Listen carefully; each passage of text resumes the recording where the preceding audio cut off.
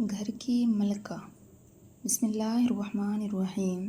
سوچنے کی بات ہے، عورتیں دنیا کے اندر گھر والی کہلاتی ہیں، اس لیے کہ ان کا اکثر وقت گھر میں گزرتا ہے، گھر کی زیبائش و خوبصورتی کا یہی خیال رکھتی ہیں، گھر انہی کی طرف منسوب ہوتا ہے، اس لیے مرد سے پوچھتے ہیں کہ گھر والی کا کیا حال ہے، یا پھر کوئی مرد کہتا ہے میری گھر والی ایسا کرنا چاہتی ہے، تو عورتیں گھر والی کہلاتی ہیں۔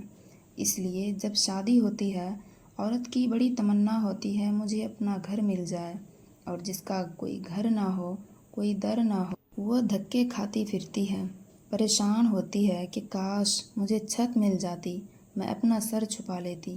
اے بہن، اگر دنیا میں تجھے گھر کی اتنی ضرورت ہے تو سوچ پھر آخرت میں تو تجھے گھر کی کتنی ضرورت ہوگی۔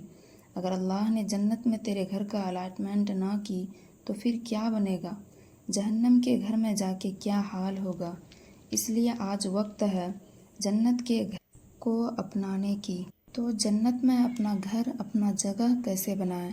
کون سا گناہ آپ کرتی ہے؟ جو گناہ کرتی ہے ان گناہوں سے سچی توبہ کریں۔ جب آپ گناہوں سے سچی توبہ کر لیں گی، اللہ تعالیٰ پچھلے گناہوں کو معاف فرما دیں گے، آئندہ نیکوکاری کی زندگی عطا فرما دیں گے۔ تو آج کی اس محفل میں اپنے گناہوں سے سچی توبہ کر لیجئے اور اپنے رب کے سامنے یہ دعا کیجئے، اللہ ہمیں جنت میں گھر عطا فرما دے، اور اللہ ہمیں جنت کے دروازے کو کھول دے۔